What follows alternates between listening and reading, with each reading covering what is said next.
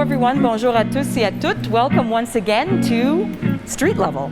We're at the Benson Centre and there are some very encouraging signs of vaccination taking place. So if you want more information, please go to ontario.ca/bookvaccine. This is the springtime edition, yay for spring. We're going to be talking about hydrant flushing. We're going to be talking about leaf and yard waste. We're going to be talking to the amazing volunteers of the Adopt a Street program. And we're going to be exploring local businesses by featuring videos from Explore Main Street. Welcome to Street Level. Bienvenue.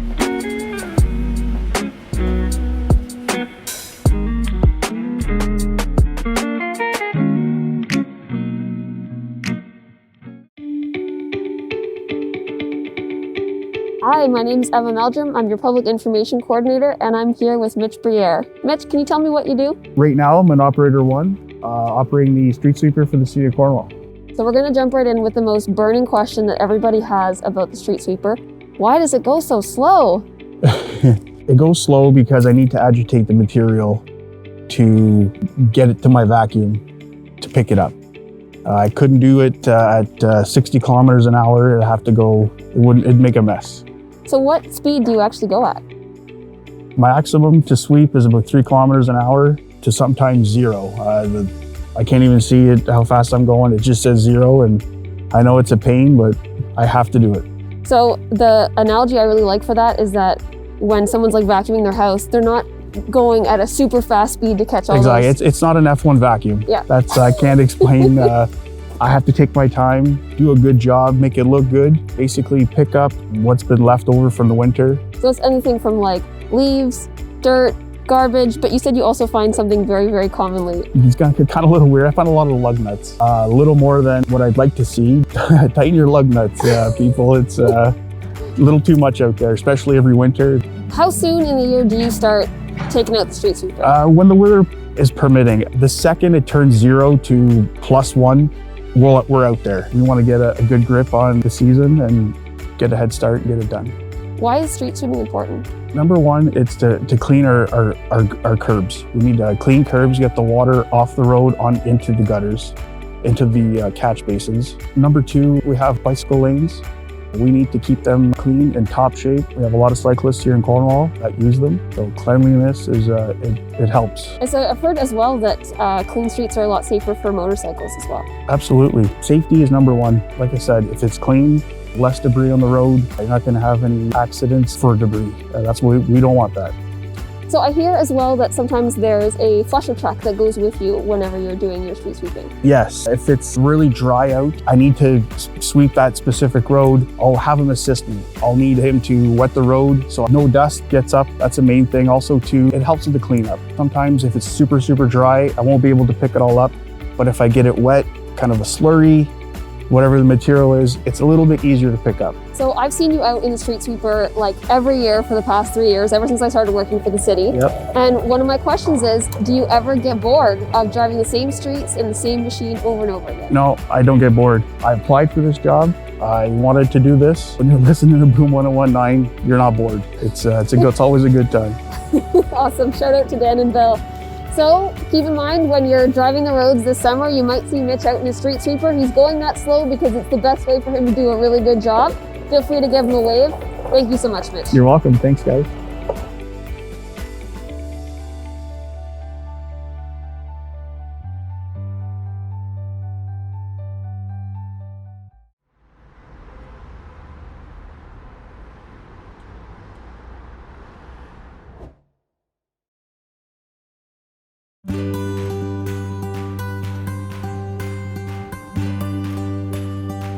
Hi, I'm Kristen Davey, co-owner of the Happy Popcorn Company in downtown Cornwall. We started the Happy Popcorn Company for our son Jack, who's on the autism spectrum. Not only do we have a plan for him to come work at the Happy Popcorn Company, we also employ 4 individuals and we have a co-op student as well. And of those 5 individuals, 4 of them have recognized disabilities, and we're quite proud of everything that they've managed to accomplish while they're working here. So here at the Happy Popcorn Company, we have over 30 different flavors of gourmet popcorn. We make all fresh right here in the shop on a daily basis, and we're happy to do it. People love the flavoring, and that's why we keep doing it day in and day out. But we also dabble in candies, retro candies especially. You'll find chocolate from around the world. We also have sodas from not only the US, but from right here in Canada, but in places you don't find very often, and so much more to explore when you come into the shop. Thanks for popping by!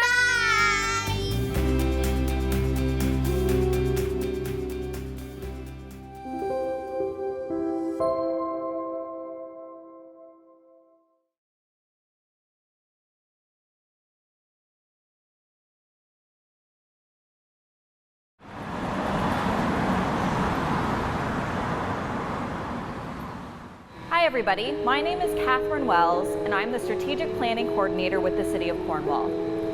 Creating a dynamic and diverse workforce is very important to our City Council, and that's why it's a point in our strategic plan.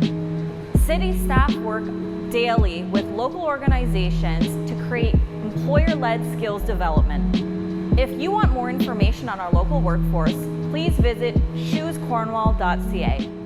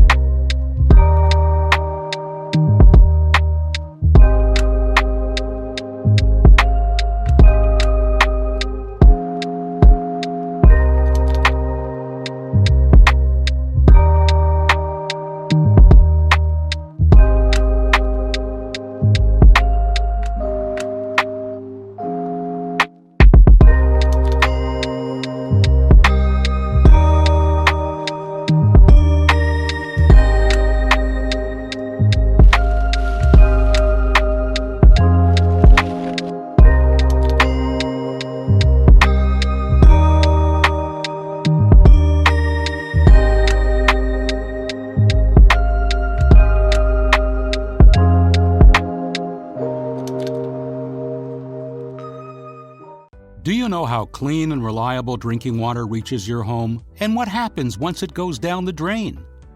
Do you know what the costs of providing water and wastewater services are and how they're funded by residents and businesses across the city? Do you think your behavior can impact the cost of these services and how much you are charged? The City of Cornwall is undertaking a water conservation and servicing master plan to answer these questions. We also want your input on strategies to promote water conservation, including alternative water and wastewater billing structures, rebates, and incentives. Here is some information to get you started. The city treats more than 30 million liters of water each day from the St. Lawrence River at the water purification plant. That's enough water to fill 12 Olympic-sized swimming pools. The treated drinking water is then distributed to 19,000 homes and businesses through more than 250 kilometers of water mains across the city. Wastewater is then collected in the sewer system before being treated at the wastewater treatment plant and sent back to the St. Lawrence River. Your annual water and wastewater bills fund many things, including the cost to operate the systems and maintain and replace the infrastructure. This ensures we can provide safe and reliable drinking water. It also allows for the environmentally friendly treatment of wastewater. Right now, most bills are based on the number of water fixtures on each property, such as the number of toilets, faucets, or showers. So no matter how much or how little water you use, your bill stays the same. The city is looking at installing water meters on all properties. Customer bills could then be based on the amount of water consumed. Currently, Cornwall is one of the only municipalities in Canada of more than 40,000 people that does not have water meters. Water meters can have many benefits. They allow for customers to be billed more fairly for their actual water use. They can promote water conservation. Plus, they will help the city lower operating costs and detect leaks in the system. Do you want to find out more information and have your voice heard in the study process? Here's what you need to do. Visit haveyoursaydcornwall.ca to register for study notifications and respond to polls, customer surveys, and engage with the study team. Also, follow the city on Facebook, Instagram, and Twitter to stay up to date.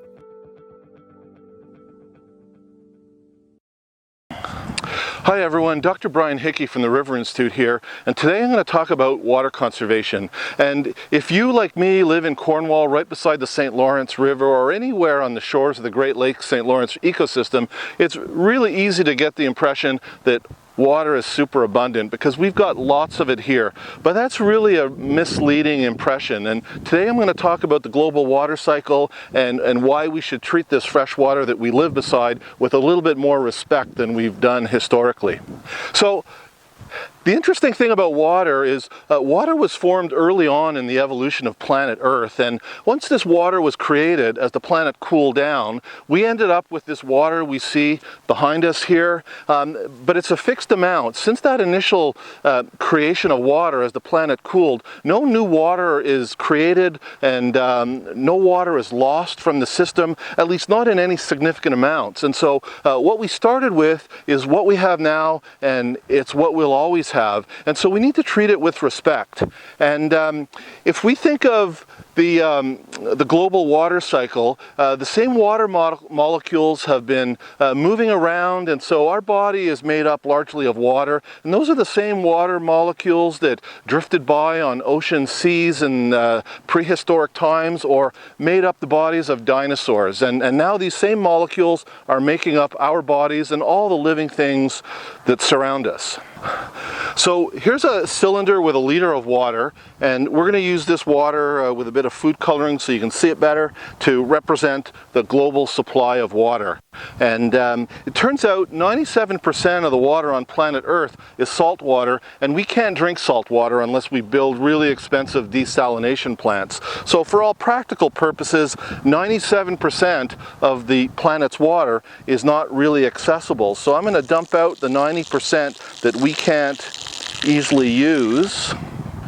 And so that's about how much water, 3%, that we have left that's usable. You can probably barely see it in the bottom of this cylinder.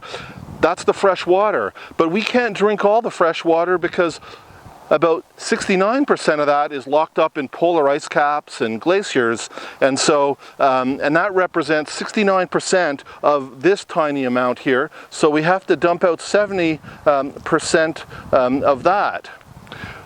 Of the remaining tiny bit of water we have left, much of that is groundwater, and we can access shallow groundwater, but most groundwater is so deep underground it's not practical to drill wells that deep, and so it's not accessible either. So by the time we eliminate deep groundwater that's hard to get to, we literally have a few drops left in this cylinder. That's the fraction, that's the proportion of water that's accessible as fresh, easy to get to drinking water. So it really looks like we have a lot of water here because we're fortunate in Canada of the fresh surface water that's easy to access, easy to get to. About 20% of it is part of the Great Lakes St. Lawrence ecosystem, and many of us live right on the shore of this ecosystem where we can easily access this source of water. But most of the world is not this lucky, so we have a responsibility to take better care of this river.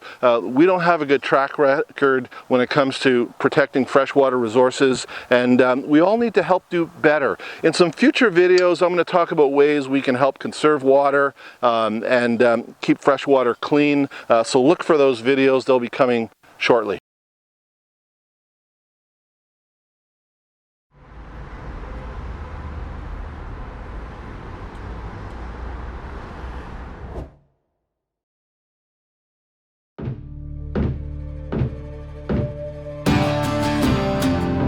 Welcome, I'm Josh, and this is King's Little Ones Barbershop in downtown Cornwall, the heart of the city.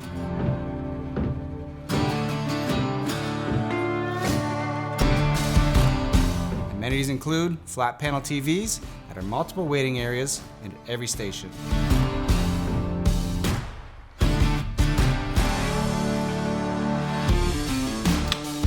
cold beer in our fridge, locally brewed, classic arcades, a premium sound system. Our barbers specialize in short haircuts, clipper work, and beards. They're also trained in the old art of hot towel shaves with the straight razor. I am your curator. I handle everything else to make your stay here with our barbers the best it can be. We hope you enjoy.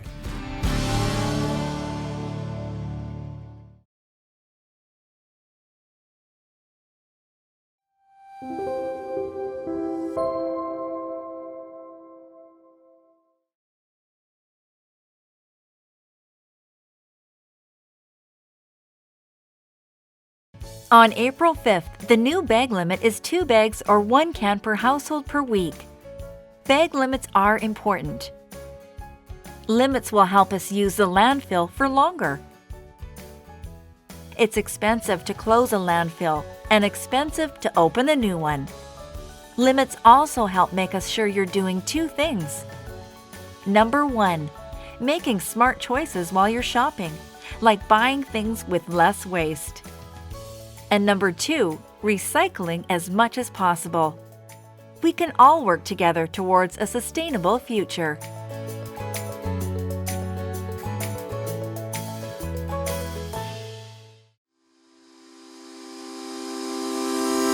Welcome back to the compost pile. We've taken you here in a previous episode, but I thought it was worth coming back just for a quick visit. Leaf and yard waste collection has started already. It started on April 12th, and throughout the spring we'll be collecting as much leaf and yard waste as you can put out at the curb for weekly collection during the spring. In the summer that switches to bi-weekly collection, and then in the fall we switch back to weekly collection. So it doesn't need to be confusing. If you download the Recycle Coach app, it'll tell you exactly when we're collecting compost, and I'm going to give you a quick rundown of what we collect in this particular collection.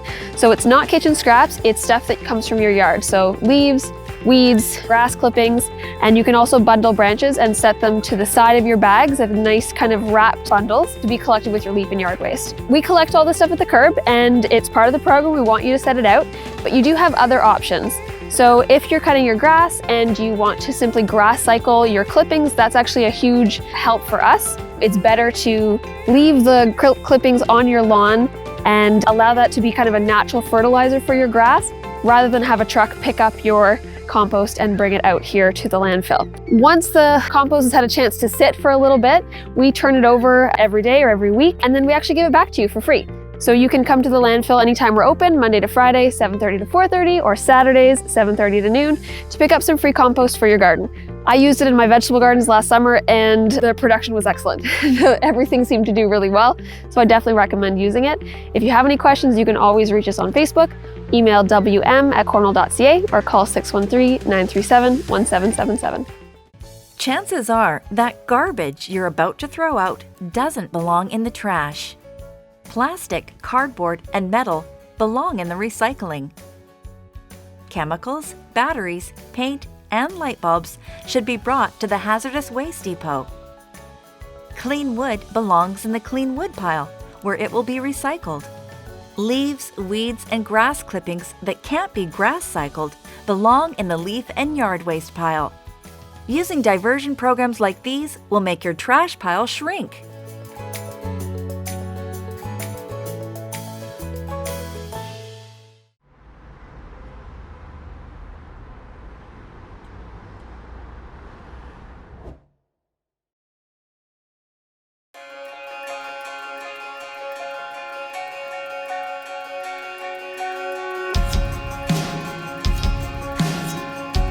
My name is Joey Jodouin, and I'm the proud owner of Joe's Quality Meats, alongside my father, Andre Jodouin.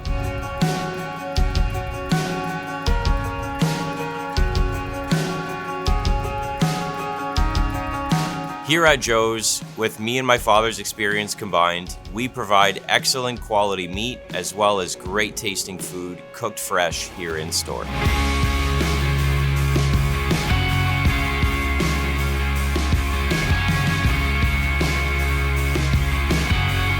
We hope you and your family and friends will come on down to Joe's Quality Meats, where you will be greeted with a nice smile and a friendly face from the Joe's Quality family.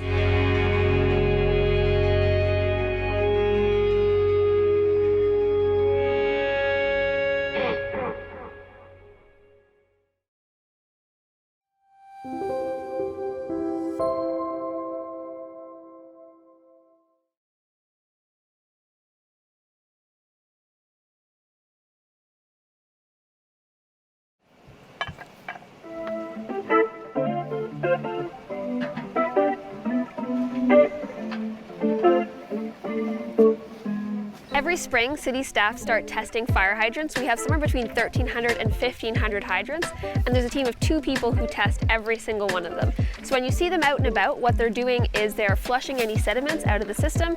They're also checking for chlorine, and they are making sure that the PSI level, so the water pressure, is high enough. So if there happens to be a fire event in your neighborhood, that there's enough water pressure for the fire department to properly extinguish that fire. So when the staff are out testing the fire hydrant, sometimes when it stirs up the sediment, it can actually lead to brown colored water in your house. It's not dangerous, but you will want to run your cold taps until the water clears. It can take about 5 minutes. If it tends to last for a little bit longer, you might want to call Municipal Works just to check in. The number is 613-932-5354. Testing fire hydrants is provincially mandated. We try to do it once, maybe twice a year. And at the end of the day, it just ensures that we have a water distribution system that's working well and that's healthy for the users who are enjoying it.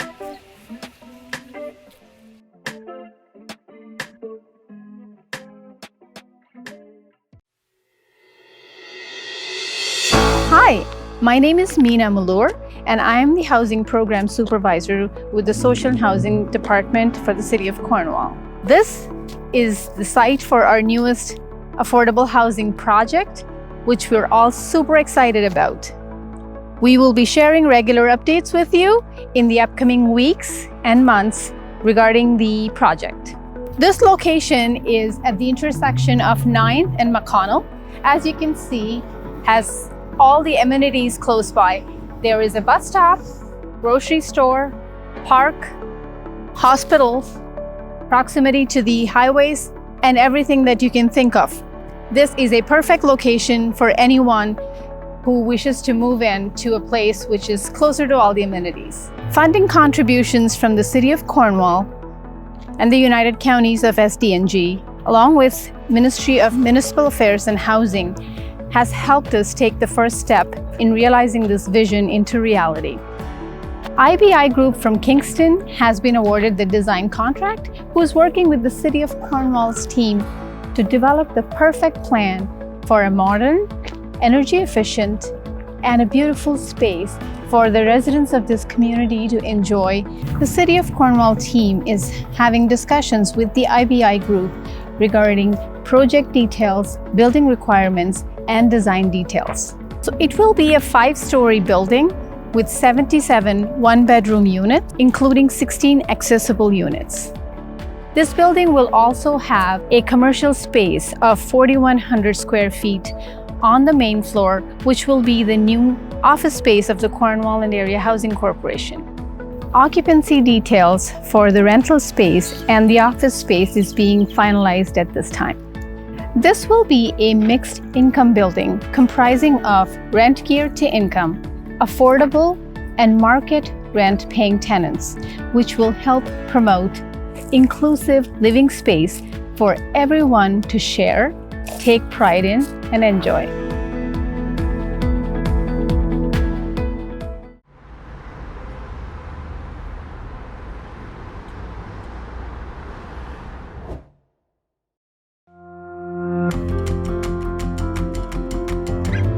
Hi, I'm Leslie. Hi, I'm Kevin. And we're the Odekirks from Kids Corner in Cornwall, Ontario.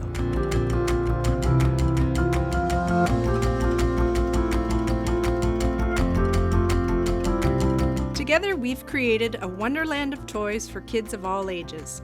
When you walk in, you'll be amazed to see the selection of creative, colorful, fun toys and gadgets stocked from floor to ceiling. We have all the top toys you know, like Lego and Hasbro games, but we also have fun stuff you've never seen before. We didn't stop there, though. 4 years ago, we renovated our second level. We now have a beautiful full-service baby boutique in a gorgeous loft-style setting.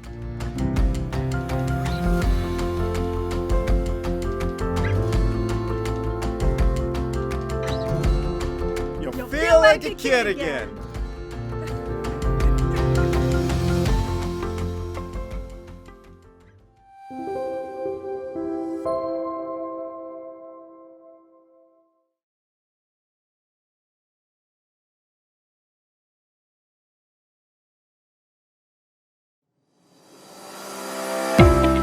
Hi, I'm Dave with the City of Cornwall's Waste Management team. Today we're going to talk about diapers and medical exemptions. The city performed a public consultation last year in 2020 where we talked to almost 200 different households. Through these public consultation efforts, one item was consistently mentioned by these large families, which was diapers. So the city of Cornwall has introduced a diaper exemption and made it as easy as possible for residents who experience issues with these items.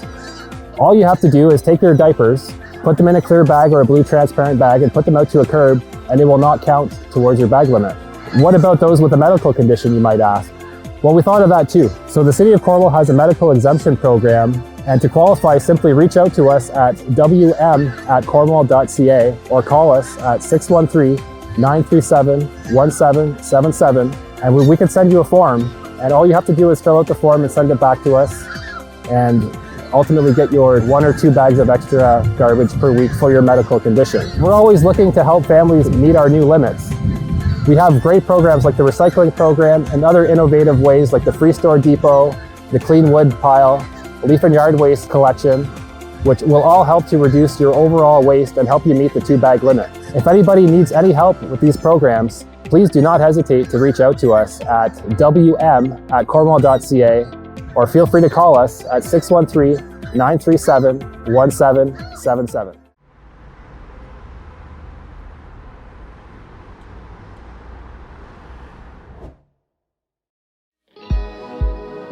I'm Dean Neville. I'm the owner of Total Cycle Re and Sports. The shop's been around since 2009, and I've been the owner since the past 6 years. I've enjoyed cycling ever since I've been a child. There's elements of endurance, speed, and power. You can use bikes for commuting, for exercise, for sport, and to have an adventure.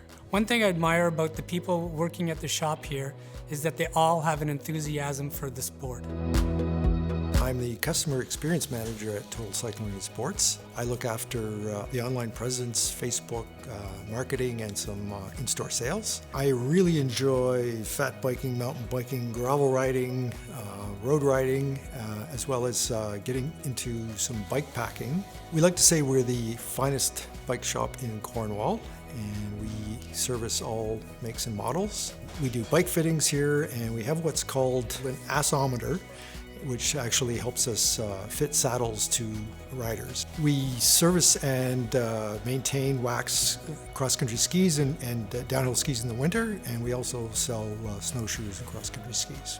So come on down to the shop and share in our enthusiasm.